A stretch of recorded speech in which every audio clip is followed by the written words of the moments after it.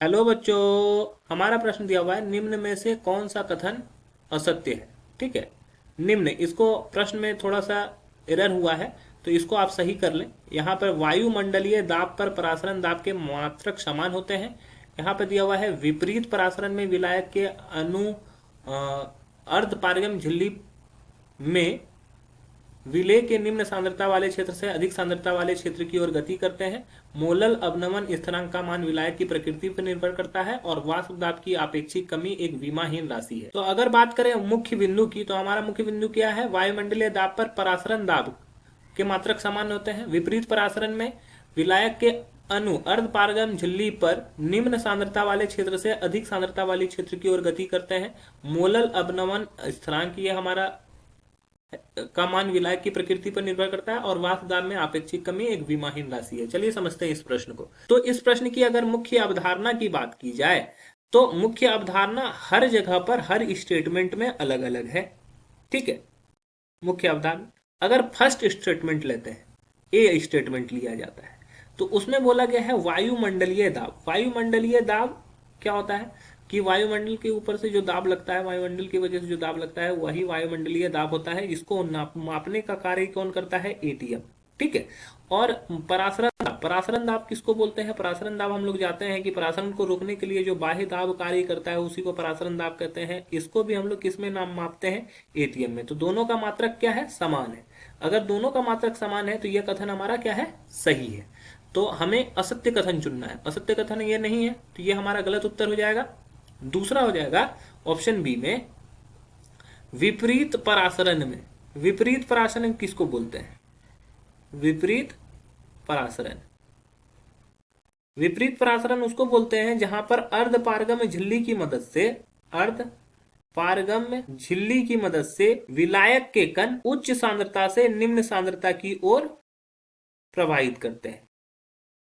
उच्च सांद्रता वाले क्षेत्र से निम्न सांद्रता वाले क्षेत्र में गति करते हैं।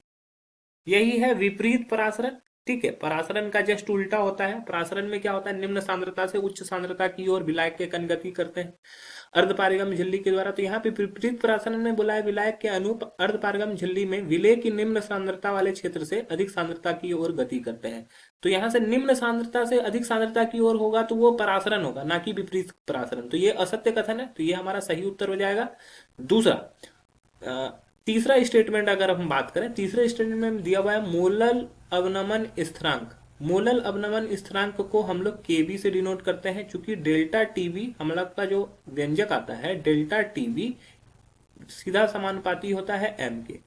तो क्या होता है कि अगर हम लोग यहां से प्रोपोर्शनल के साइन को हटाते हैं तो वहां पर मोलल अवनमन स्थिरांक आता है और ये विलायक की प्रकृति पर निर्भर करता है। अलग अलग विलायक लेंगे तो केवी का मान भी अलग अलग होगा। विलायक की प्रकृति पर निर्भर करता है, तो ये अलग अलग विलायक होगा तो केवी का भी मान अलग अलग होगा। तो ये भी कथन सही है, अतः ये हमारा उत्तर गलत हो जाएगा। और आखिरी जो ऑप्शन डी दिया हुआ है वाष्प दाब में आपेक्षिक कमी एक विमाहीन राशि है, तो ये गलत हो जाएगा। ये हमारा स्टेटमेंट गलत है, अतः यह सही उत्तर हो जाएगा। वाष्प दाब में आपेक्षिक कमी का मतलब क्या होता है कि अगर किसी विलयन में अवाष्पशील विलेय मिलाएंगे तो उसका जो विलयन का वाष्प दाब होगा, ये विलयन का जो वाष्प दाब होगा पीएस, ये शुद्ध विलायक के वाष्प दाब से कम हो जाएगा। ठीक है, शुद्ध विलायक के वाष्प दाब से कम हो जाएगा। तो मतलब कि यहां पर कम होगा, इससे का मतलब ये नहीं हो गया कि यह विमाहीन राशि हो गया।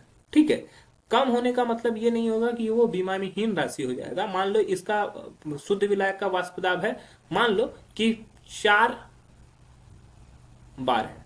ठीक है, और विलयन का वाष्प दाब घटकर 3.7 बार हो गया। तो ये यहां पर जब हम लोग इसका डिफरेंस निकालेंगे तो 0.03 बार आएगा। ठीक है, तो इस तरह से हम लोग क्या है यहाँ पे मात्रक यूज होगा, तो ये विमाहीन राशि नहीं होगा।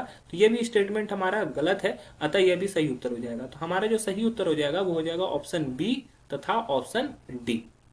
आशा है कि यह प्रश्न आपको समझ में आया होगा। धन्यवाद।